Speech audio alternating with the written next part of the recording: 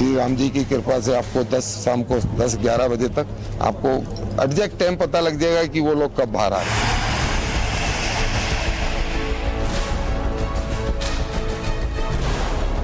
10-11 बजे रात्रि में सभी श्रमिकों को सकुशल बाहर निकाल लिया जाएगा। जैसे दावे किए जा रहे हैं उसके मुताबिक उत्तरकाशी के सिलक्यारा सुरंग में 4 दिन से फंसी 40 जिंदगियों के लिए 2.5 से 3.5 घंटे बेहद अहम हैं और रात के 10 से 11 बजे तक 40 जिंदगियों को बचाने की जंग खत्म हो सकती है और फिर गुड न्यूज आ सकती है कि अब एस्केप टनल बनाने के लिए अमेरिकन ऑगर मशीन से ड्रिलिंग हो रही है। इसी एस्केप टनल से सुरंग में फंसे 40 लोगों को बाहर निकाला जाएगा। बिल्कुल यह कार्य सुलभ हो और इसको गति मिले, इसीलिए इतना बड़ा ये एफर्ट किया गया है और बहुत हैवी मशीनरी है ये और रेट ऑफ इसकी ड्रिलिंग फास्ट है और कार्य को जल्दी पूरा किया जा सके इसके लिए ये मशीन मंगाई गई है। एग्जैक्टली मैं आपको टाइमलाइन नहीं बता सकता हूं, लेकिन उसकी जो गति है एक्सकवेट करने की वो है करीब 5 मीटर प्रति घंटा। अब देखिए जब ये होता है कि ये आप 6-6 मीटर 10-10 मीटर के पाइप लगाते जाते हैं, फिर उसके बाद उसको वेल्ड करना पड़ता है, तो उसमें जो टाइम जाएगा वो हम कैलकुलेट अभी नहीं कर पा रहे हैं। उसमें हो सकता है थोड़ा सा ज्यादा समय लगे, लेकिन 5 मीटर प्रति घंटा के हिसाब से। फंसे लोगों को निकालने के लिए एस्केप टनल कैसे बनेगी, मलबे को हटाकर 900 मिलीमीटर व्यास का स्टील पाइप से एस्केप टनल कैसे तैयार होगा, ऑगर मशीन कैसे ड्रिलिंग करती है, सब कुछ आपको दिखाएंगे। लेकिन उससे पहले आपको बता दें कि सिलक्यारा सुरंग के पास 6 बेड का अस्थायी हॉस्पिटल पहले से ही तैयार है। मौके पर 10 एम्बुलेंस के साथ मेडिकल टीमें भी तैनात हैं, जिससे सुरंग में फंसे लोगों को बाहर निकालने पर उन्हें तत्काल मेडिकल सर्विसेज दी जा सके। फिलहाल NHI, DCL, NDRF, SDRF, ITBP, BRO और नेशनल हाईवे की 200 से ज्यादा लोगों की टीम 24 घंटे काम कर रही है और केंद्रीय गृह मंत्रालय से लेकर उत्तराखंड के मुख्यमंत्री लगातार इस रेस्क्यू ऑपरेशन की मॉनिटरिंग कर रहे हैं। इस रेस्क्यू अभियान का जो मॉनिटरिंग है, पर्यवेक्षण है, लगातार भारत सरकार के भी उच्चतम स्तर से और राज्य सरकार के भी उच्चतम स्तर से लगातार किया जा रहा है और हम सब प्रतिबद्ध हैं कि इस कार्य को जल्दी से जल्दी पूरा किया जाए। मलबे में फंसे 40 लोगों को निकालने के लिए हैवी ड्रिलिंग मशीन से लगातार ड्रिलिंग हो रही है। 25 टन की इस मशीन को दिल्ली से एयरलिफ्ट किया गया। एयरफोर्स के 3 हरक्यूलिस विमानों के जरिए इस मशीन को एयरलिफ्ट किया गया और चिन्यासी सौर हवाई अड्डे पर उतारा गया। फिर यहां से ग्रीन कॉरिडोर बनाकर साइट तक मशीनें पहुंचाई गई।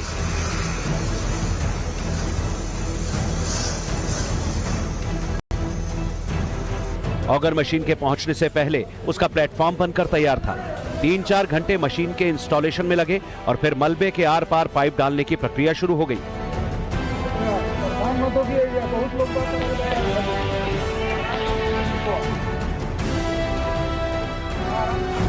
800 mm की हम जो डाया का जो हमारा MS पाइप होता है उससे हम उसमें अंदर जाने की कोशिश कर रहे हैं, लेकिन कुछ रुकावटें आ रही हैं, तो इसलिए हमने लेटेस्ट मशीन मंगाई है। रेट ऑफ जो पेनिट्रेशन है वो ज्यादा है, वो कम से कम 5 से 4 मीटर 1 घंटे में करेगा। तो मेरे ख्याल से अगर हमें 50 मीटर जाना है तो 10 से 12 घंटे हम चाहेंगे कि हो जाए, लेकिन दिस इज टेंटेटिव, क्योंकि हमें नहीं पता कि अंदर हमारी कौन सी मशीन फंसी, कौन से रॉड्स आए हैं, तो वो सब नेगोशिएट करते हुए हम लोग कोशिश करेंगे जल्द से जल्द करें। फिलहाल शॉर्ट क्रेटिंग यानी कंक्रीट स्प्रे के साथ मिट्टी को हटाया जा रहा है और हाइड्रोलिक जैक की मदद से 900 मिलीमीटर व्यास के स्टील पाइप को अंदर से डालने की कोशिश हो रही है ताकि सुरंग में फंसे लोगों को निकाला जा सके। आपको ग्राफिक्स के जरिए दिखाएंगे कि कैसे अमेरिकन ऑगर मशीन ड्रिलिंग कर मलबे को बाहर निकालेगी और फिर स्टील पाइप डालकर एस्केप टनल बनाएगी। लेकिन वो पाइप कैसा है, सुरंग में फंसे लोग कैसे उस पाइप से होकर बाहर आएंगे, पहले वो देख लेते हैं। ये देखिए, ये वो पाइप है जो अंदर ड्रिल करके इस्टेब्लिश किया जाएगा। हम आपको दिखाते हैं कि वो जब ये ड्रिल हो जाएगा तब वहां से लोग किस तरह से अंदर से बाहर निकलेंगे। देखिए, ये वो ही पाइप है, 800 mm की इसकी भी दूरी है और देखिए इस पाइप में से निकलना जो है कितना आसान रहता है। ये देखिए, मैं आपको करके दिखा रहा हूँ। ये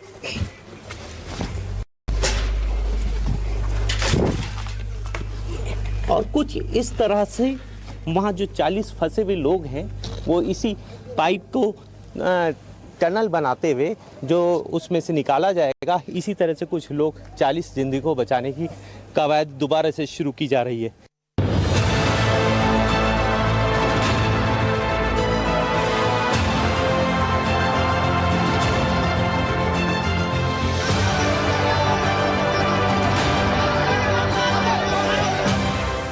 रेस्क्यू टीम ने मंगलवार को स्टील पाइप के जरिए मजदूरों को निकालने की प्रोसेस शुरू की थी।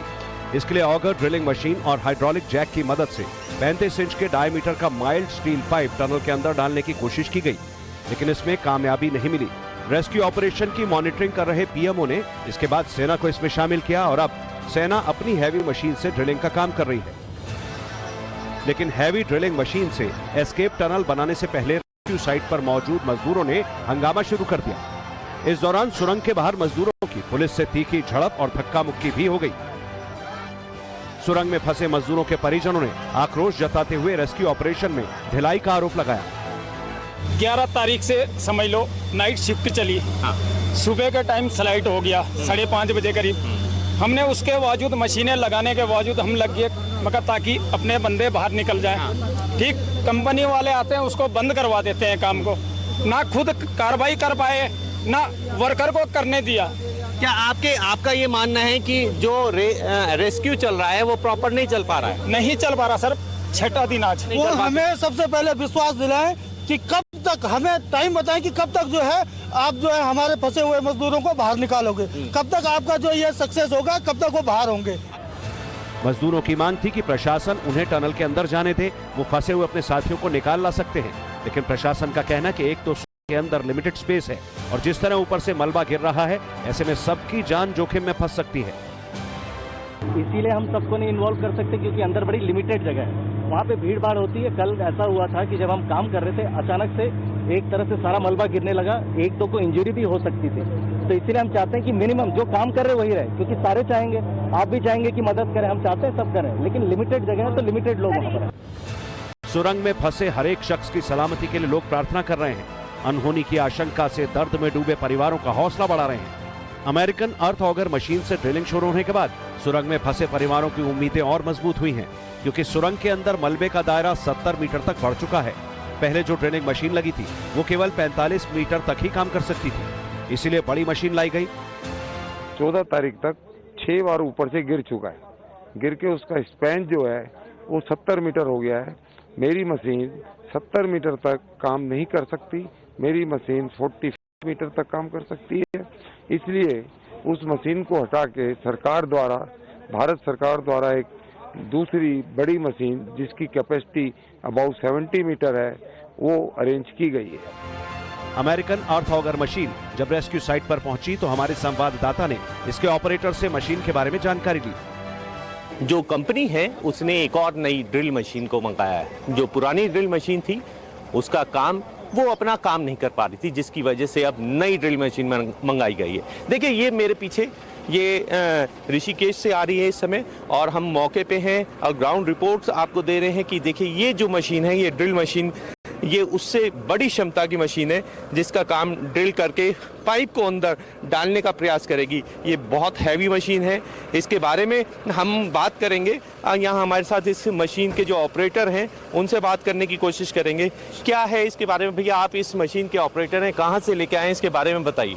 सर ये सैंडविच का मशीन है जो पाइप ग्रोपिंग करेगी अंदर में। हाँ। और हम लोग टनल को खोद पाएंगे। हाँ। जो रोकेगी पत्थर को। हाँ। इसके लिए ये आई है। इसकी क्षमता क्या है, जो पुरानी मशीन से कितनी ज्यादा है? अत्याधुनिक मशीन है सर। अच्छा। ऑटो मशीन है। अच्छा, ये बहुत हैवी काम करती है सर, बहुत। अच्छा, क्या यही अमेरिकन अर्थ ऑगर है? हाँ सर, यही मशीन है जिसका इंतजार किया जा रहा है। जी सर, यही मशीन। तो आपने सुना कि ये वही मशीन है। अच्छा, एक और हम आपसे बात जानना चाहते हैं कि इसकी क्षमता क्या है, 1 घंटे में ये कितना ड्रिल कर पाएगी? ये 15 मीटर का पाइप डालेगी 1 घंटे में। 1 घंटे में? हाँ, 15 मीटर तक डाल देगी। अच्छा, ठीक है। तो देखा आपने सुना, जो अभी तक मशीन हमारे टनल में काम कर रही थी उससे ये कहा जा रहा था कि वो 1 घंटे में 1 मीटर खोदेगी। ये एडवांस मशीन है जिसकी पावर क्षमता भी बहुत ज़्यादा है, जिसकी कैपेसिटी के अनुसार ये 1 घंटे में 15 मीटर तक ड्रिल करके पाइप डाल देगी, जो कि दूरी 45 मीटर। तो इस लिहाज से तकरीबन 3 से 4 घंटे में ये मशीन अपना काम पूरा कर देगी। अगर सब कुछ ठीक रहा तो निश्चित तौर पे ये किसी वरदान से कम साबित नहीं होगी। पूरा काम टेक्निकल एक्सपर्ट और इंजीनियरों की निगरानी में किया जा रहा है। अमेरिकन अर्थ ऑगर मशीन 1 घंटे में 5 मीटर तक माइल्ड स्टील पाइप के लिए बोरिंग कर सकती है और कल रात तक सबके सुरक्षित निकलने की उम्मीद जताई जा रही है। मानव जीवन 101% बचेगा। मेरे हिसाब से कल शाम को या रात को किसी भी टाइम सभी लोग सकुशल टनल से बाहर आ जाएंगे। लेकिन सुरंग में फंसे 40 लोग निकलेंगे कैसे, उसे ग्राफिक्स के जरिए समझ लेते हैं। अमेरिकन अर्थ ऑगर मशीन 3 स्टेप में काम करती है। इस हैवी ड्रिलिंग मशीन को प्लेटफॉर्म पर सेट करने के बाद सबसे पहले कटर विंग्स के जरिए माइक्रो टनल बनाई जाती है। इसके बाद कटर विंग्स के पीछे पायलट ट्यूब्स को सेट किया जाता है। फिर हाइड्रोलिक जैक के जरिए पायलट ट्यूब धक्का दिया जाता है और ऑगर यानी कटर विंग्स पायलट ट्यूब के रास्ते को साफ करता जाता है, यानी ड्रिल करता जाता है। इस दौरान पायलट ट्यूब्स में लगी एलईडी लाइट और कैमरे के जरिए मॉनिटरिंग होती रहती है। इसके बाद फाइनल प्रोडक्ट पाइप को इंस्टॉल किया जाता है। इसे भी हाइड्रोलिक जैक के जरिए पुश किया जाता है। फिर मलबा निकालते हुए बारी बारी से पाइप को इंस्टॉल करके एस्केप टनल तैयार किया जाता है और फिर इसी पाइप के जरिए अंदर फंसे लोग बाहर आएंगे। बताया जा रहा है कि ये मशीन 120 मीटर लंबा टनल बना सकती है। इसकी पेनिट्रेटिंग पावर और स्पीड से साफ है कि रेस्क्यू ऑपरेशन थोड़ा फास्ट हो जाएगा। लेकिन जहां तक सुरंग में फंसे मजदूरों की सुरक्षा का सवाल है, तो अधिकारियों का कहना है कि सुरंग में फंसे सभी मजदूर सुरक्षित हैं। उन्हें समय समय पर एक पाइप से खाना, पानी और दवाएं पहुंचाया जा रहा है और दूसरे पाइप से उनके लिए ऑक्सीजन की व्यवस्था की गई है। बताया जा रहा है कि पीने वाले पाइप में प्रेशर के जरिए चना और मुरमुरा अंदर फंसे लोगों तक पहुंचाया गया है। 2 पाइपें, एक से फूड भेजा जा रहा है और एक से ऑक्सीजन लगातार पंप की जा रही है। उसी से बीच में हम लोग ने टाइमिंग दिया हुआ है, फूड भेजा जाता है और हम बात भी करते रहते हैं। हम ना कि उनके गांव वालों से बात करा रहे हैं, हम खुद अधिकारी, जैसे मैं झारखंड का हूं तो झारखंडी जो है हम उनसे बात कर रहे हैं। कोई उड़ीसा के हैं, कोई यहाँ के हैं, तो हम उनसे लगातार कॉन्टेक्ट कर रहे हैं। उम्मीद है कि अमेरिकन अर्थ ऑगर मशीन मलबे को भेदकर स्टील पाइप दूसरी तरफ पहुंचाने में मददगार साबित होगी और उम्मीद की यही किरण सुरंग में फंसे हर शख्स के परिजन के चेहरे पर है। सुरंग में फंसे लोगों में कोटद्वार के सरेक क्षेत्र के बिशनपुर निवासी गब्बर सिंह भी शामिल हैं। गब्बर सिंह पिछले 6 साल से सुरंग निर्माण कार्य में जुटे हैं और वो सुरंग में फंसी टीम के सुपरवाइजर हैं। बुधवार सुबह गब्बर सिंह के बेटे ने उनसे बात की तो परिवार का हौसला बढ़ा और उम्मीद दोगुनी हो गई। क्या कुछ बातें हुई हैं उनसे आपकी?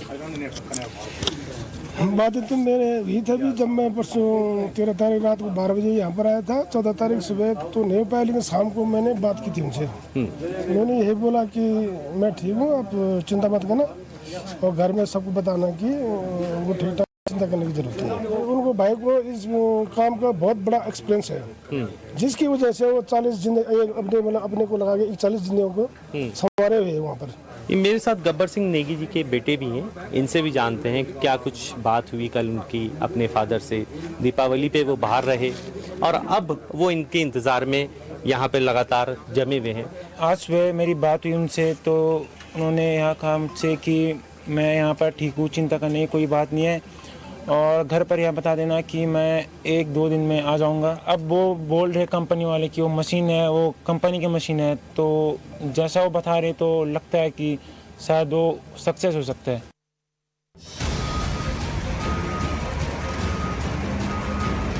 एक तरफ सुरंग में फंसे 40 लोगों की जान बचाने के लिए युद्ध स्तर पर रेस्क्यू ऑपरेशन जारी है। 5 एक्सपर्ट इंजीनियरों को देहरादून से भी बुलाया गया है। इसी के साथ सभी मजदूरों को निकालने के लिए थाईलैंड और नॉर्वे के एक्सपर्ट से भी मदद मांगी गई है। टीम थाईलैंड की उस रेस्क्यू कंपनी से भी संपर्क किया है जिसने थाईलैंड की गुफा में फंसे बच्चों को बाहर निकाला था। इस मुहिम के लिए नॉर्वे की एनआईजी एजेंसी से संपर्क किया गया है, जिससे सुरंग के अंदर ऑपरेशन में विशेष सुझाव लिए जा सके। इस रेस्क्यू के काम को जल्द पूरा करने के लिए डीएमआरसी, आरवीएनएल और एयरकॉन के एक्सपर्ट से भी सुझाव लिए जा रहे हैं। इस हादसे ने थाईलैंड के उस रेस्क्यू ऑपरेशन की याद ताजा कर दी जब जून 2018 में एक जूनियर एसोसिएशन फुटबॉल टीम को चियांग राय प्रांत की गुफा से कई दिन बाद सकुशल बचाया गया था।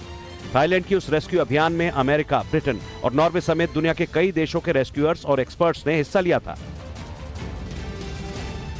फिलहाल उत्तराखंड के मुख्यमंत्री पुष्कर सिंह धामी रेस्क्यू ऑपरेशन की पल पल की जानकारी ले रहे हैं। पीएमओ और गृह मंत्रालय की ओर से भी रेस्क्यू ऑपरेशन की मॉनिटरिंग की जा रही है। कुछ लोग दावा कर रहे हैं कि बुधवार देर रात तक सुरंग में फंसे लोगों का रेस्क्यू किया जा सकता है। हालांकि रेस्क्यू टीम तय वक्त नहीं बता रही, क्योंकि डर इस बात का है कहीं शॉर्ट कटिंग के दौरान फिर से मलबा न गिर जाए। दूसरी बात ये, रविवार को सुरंग में हुए भूस्खलन के मलबे में एक शॉर्टकट मशीन और एक बूमर मशीन दब गई थी। जाहिर है एस्केप टनल के रास्ते में ये बाधा भी आएगी जिससे पार पाना है। इसीलिए रेस्क्यू ऑपरेशन में जुटे अधिकारी खुलकर कुछ नहीं कह रहे, और उम्मीद है कि गुरुवार शाम या रात तक सभी को सुरंग से सुरक्षित निकाल लिया जाएगा। उत्तरकाशी से अभिषेक सिन्हा के साथ bureau report, times now Bharat.